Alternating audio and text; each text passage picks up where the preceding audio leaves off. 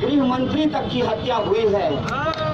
और मैं ये बात पूरी जिम्मेदारी से कह रहा हूँ कि जो बार बार ये कह रहे हैं हिंदू राष्ट्र बनाना है, इनको हिंदुओं से कोई लेना देना नहीं है। अगर हिंदू धर्म की फिलॉसफी इनको मालूम होती तो क्या कहा जाता है? कहा जाता है कि कण कण में राम बसते हैं। कण कण में जब राम बसते हैं तो महसाना में भी राम है, तो बाबरी मस्जिद को तोड़ करके राम मंदिर बनाने की क्या जरूरत है? राम अगर हमारे मन में बसते हैं तो किसी धर्म के लोगों को मार करके मंदिर बनाने की क्या जरूरत है? और उससे ज्यादा बड़ा सवाल ये है कि तुमको राम ने बनाया, तुम राम को बनाने चले हो। तुमको राम ने बनाया, तुम राम को बनाने चले हो। कहते हैं ना, मुख में राम बगल में छुरी।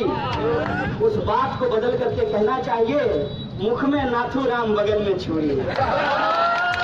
गोडसे को अपना भगवान मानने वाले, गांधी को पाकिस्तान का जिम्मेवार मानने वाले, उनका चश्मे का फोटो लगा करके घूम रहे हैं और कहते हैं कि स्वच्छ भारत अभियान।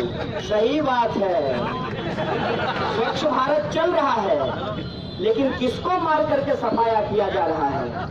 इस देश के अंदर दलितों को मारा जा रहा है, इस देश के अंदर गरीबों और किसानों को मारा जा रहा है, इस देश के अंदर जो ओबीसी समाज के लोग हैं, इस देश के अंदर जो आदिवासी और महिलाएं हैं, उनकी हत्या करके सफाया की जा रही है। ये इनके स्वच्छ भारत अभियान की सच्चाई है।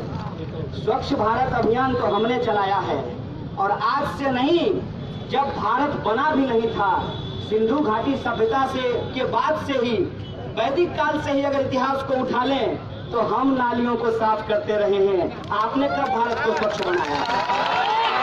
सवाल है, ये सवाल मैं इसलिए कह रहा हूँ कि स्वच्छ भारत अभियान कहना है तो 4 पत्ता गिरा करके झाड़ू लगाने का नाटक बंद कीजिए। एक बार हमारे साथ गटर में उतरिए।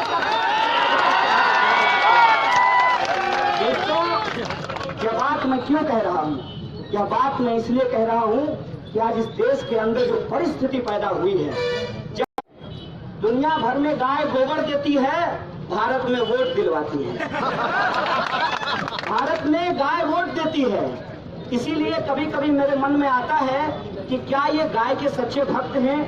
कोई भी आपको गौ रक्षक मिल जाए तो शांति पूर्वक उसके पास जाइए और कहिए कि मेरे घर में एक गाय माता है, मुझे आज काम पे जाना है, तुम जरा आज उसकी देखभाल कर देना, उसको खाना खिला देना, तुम्हारे लिए उसकी रक्षा हो जाएगी, सेवा हो जाएगा, और हम नौकरी कराएंगे, खेती कराएंगे, पोस्टमैन का काम कर लेंगे, गटर साफ कर लेंगे, मजदूरी कर लेंगे, कलरकी का काम कर लेंगे, पढ़ लेंगे, लिख लेंगे, तुम जरा सेवा कर लेना।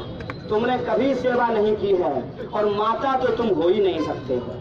माता की समझदारी अगर किसी इंसान के अंदर होती तो वो किसी के बेटे का खून नहीं बहाता। माता तो माता होती है ना, चाहे वो मेरी माता हो या मोदी जी की माता हो। लेकिन मोदी जी तो इतने महान हैं कि अपनी माता का भी ब्रांडिंग कर दिया है। अब आप बताइए, नोटबंदी हुई तो नोटबंदी में सबको परेशानी हुई, मान लेते हैं, मानने की बात है कि मोदी जी को भी परेशानी हुई होगी। लेकिन क्या अगर आपकी माता 98 वर्ष की होती तो क्या आप उनको लाइन में लगवाते थे? खुद लाइन में लग करके रुपया निकालते और उनके लिए हॉर्लिक्स खरीद करके लाते? आप मुझे जरा बता दीजिए। क्योंकि माता का ही इस्तेमाल राजगद्दी के लिए किया जा रहा है। मोदी जी, गाय माता है क्योंकि हम उसका दूध पीते हैं, लेकिन गाय हमारे लिए सत्ता पाने का टिकट नहीं है। ये बात मैं आपको कह देना चाहता हूं। आपकी जो संवेदना है, उस संवेदना के स्तर से पता चलता है कि आप अपने झंडे पर से कमल हटा करके गधे का फोटो चिपका लीजिए। क्यों? क्योंकि मूर्खों का कोई गांव नहीं होता है, हर गांव में मूर्ख पाए जाते हैं। तो ये जो मूर्ख लोग हैं, जिनको इतिहास की समझ नहीं है, उनको इतिहास बताइए। हिंदुस्तान का इतिहास क्या रहा है? हिंदुस्तान के अंदर जो गरीब मेहनत कश आवाम रही है, जिसने खून पसीना बहाया है खेतों में, जो रेल की पटरियां लगाए हैं, जो फैक्ट्रियों में काम करते हैं, जो साफ सफाई का काम करते हैं, हमारी माताएं बहनें जो हमारे लिए खाना बनाती रही हैं, उनका योगदान है भारत निर्माण में। अगर आप उनको सम्मान नहीं देते हैं, आपको भारत निर्माण की कोई समझ नहीं। आप करना क्या चाहते हैं? आप करना ये चाहते हैं कि अंबानी और अडानी से चंदा लेकर के हमारा जो हक अधिकार है उसको छीन करके उसके खजाने में पहुंचा देना चाहते हैं। आपने कहा नोटबंदी होगी तो भ्रष्टाचार कम हो जाएगा। नोटबंदी हो गई, 100 से ज्यादा लोग मर गए। मैं पूछना चाहता हूं कि उसमें कितने माल्या शामिल हैं? जो 100 लोग मरे हैं उसमें वो सारे के सारे गरीब लोग हैं। और लाइन कहाँ लगी? जब सारा का सारा ब्लैक मनी स्विट्जरलैंड में था तो लाइन, मुझे बताइए, स्विस बैंक के बाहर होना चाहिए था, जबकि लाइन SBI के बाहर लगा हुआ था। इसका मतलब ये है कि ये नोटबंदी गरीबों के खिलाफ अमीरों को फायदा पहुंचाने के लिए किया गया है। और रही बात ब्लैक मनी की, कोई ब्लैक मनी वापस नहीं आया है। सरकार इसका अभी तक ब्यौरा नहीं दी है। अगर भ्रष्टाचार कम हुआ होता तो मोदी जी के हिसाब से और अमित शाह के जुमले जी के हिसाब से आपके खाते में 15 लाख रुपया पहुंचा होता। मुझे बताइए कि आपके खाते में 15 लाख रुपया पहुंचाएगा? इसलिए दोस्तों, ये एक जुमलेबाजी का दौर है। और कल हमने कहा कि गुजरात का ढोकला पसंद है, जुमला नहीं पसंद है। इसीलिए सही नारा लगाया है कि नहीं चलेगी अब की बार जुमलेबाजों की सरकार। और ये जो लड़ाई है, आजादी कूच है, इसके बारे में स्पष्ट कर देना चाहता हूँ। कुछ लोग कहते हैं कि हम आजाद हैं तो आजादी क्यों मांग रहे हैं? भाई, तुम तो आजाद ही थे, तुमने हमको गुलाम रखा है, इसलिए आजादी मांगना हमारा हक है और हक मांगेंगे हम ये तुमसे।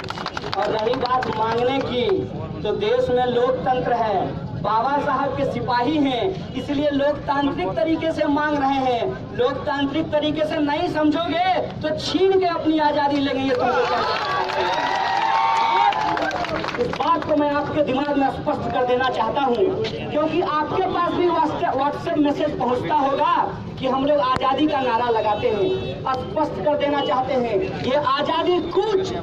आप इसलिए स्पष्ट कर देना चाहते हैं कि हमारे सवाल वो सवाल हैं जो देश के अंदर हजारों साल से रहे हैं और जो इस देश की शोषित जनता रही है उसको झेलती रही है, उसको बर्दाश्त करती रही है। तो वो जो शोषण है, चाहे वो किसान आत्महत्या कर रहे हो, चाहे दलितों के ऊपर अत्याचार हो रहा हो, चाहे महिलाओं के साथ बलात्कार हो रहा हो, चाहे मजदूरों को उनको न्यूनतम मजदूरी नहीं मिल रहा हो, हमारा सीधा नारा है सबको शिक्षा, सबको काम, किसानों को मजदूरी, मजदूरों को दाम, हमें चाहिए आत्मसम्मान। इसके लिए आजादी कूच किया जा रहा है।